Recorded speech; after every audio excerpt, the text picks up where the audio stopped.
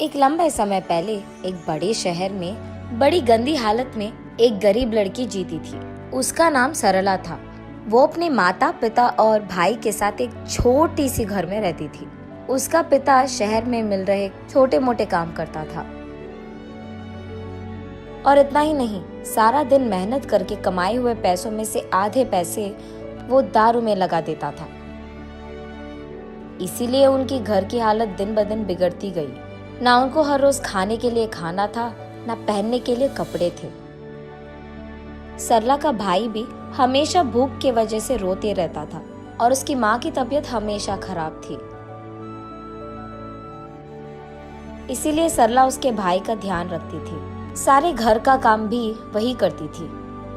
जितना था उतने में ही खाना पकाकर अपने भाई को देती थी और अपने माँ को भी खिला देती थी। अगर कुछ बचता तो खाती थी, वरना वो भी नहीं करती।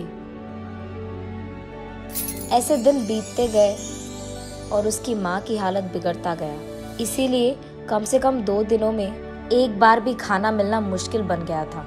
इसी कारण वो फैसला करती है कि वो भी कोई ना कोई काम करेगी और पैसे कमाएगी, ताकि उनको खाने के लिए खाना मिले और उनकी माँ के लिए दवाइयाँ भी।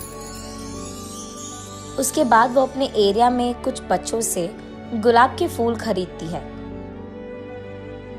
और उसके बाद ट्रैफिक सिग्नल में जाकर उन्हीं फूलों को बेचने लगती है।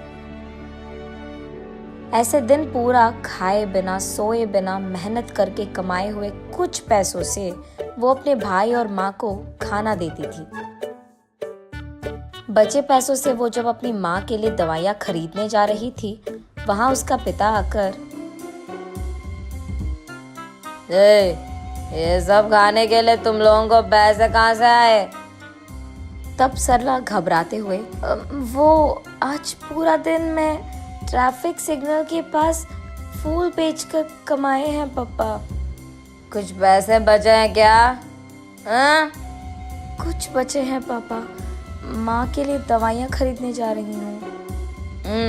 ठीक है, इधर दे दो, मैं जाकर लेके आऊंगा दवाइयाँ। मैं जाकर लाऊंगी ना पापा। पैसे दो इधर, दवाइयाँ लाएगी दवाइयाँ। ये कहकर उसके पास मौजूद पैसे सारे खींच लेता है। सरला रोते रोते ऐसे ही सो जाती है। अगले दिन कुछ खिलौने लेकर उसी ट्रैफिक सिग्नल के पास उन्हें बेचने जाती है सरला। आज कुछ भी करके माँ के लिए दवाइयाँ लेके ही जाना होगा। पापा को तो 1 भी रुपए नहीं मिलना चाहिए, ये फैसला करती है। उस ट्रैफिक सिग्नल में रुके हर कार के पास जाकर ऐसे ही पूछती है, खिलौने चाहिए क्या भैया? दीदी खिलौने हैं दीदी। सर 1 ले लो सर। मैडम 1 खिलौना ले लो मैडम। सर 1 खिलौना खरीदो सर। दीदी 1 खिलौना दीदी। ऐसे वहां आते जाते सब लोगों से वो विनती करती है, लेकिन 2 पैर होने के बावजूद एक भी खिलौना कोई भी नहीं खरीदता है और उसे 1 फूटी कौड़ी भी नहीं मिलती है। इसलिए सरला बहुत निराश होती है और क्योंकि वो सुबह से कुछ नहीं खाई है, उसे बहुत थकान सा होता है। लेकिन फिर भी जैसे ही ट्रैफिक सिग्नल के पास गाड़ियां रुकते हैं, वो भागते हुए फिर से बेचने की कोशिश करती है। लेकिन इतने में वो एक कार के सामने थकान के कारण चक्कर आकर गिर जाती है। जब आंखें खोलकर देखती है तो सरला एक बड़ी सी घर में और बड़े से बेड पर सोती रहती है और वहां मौजूद 2 आदमी, मेरा नाम सुरेश है बेटी और ये मेरी बीवी है सुमति। तुम चक्कर आकर गिर गई थी, इसलिए हम तुम्हें घर ले आए। तुम फिक्र मत करो, ऐसे कहते हैं। तुम्हारी नाम क्या है बेटी?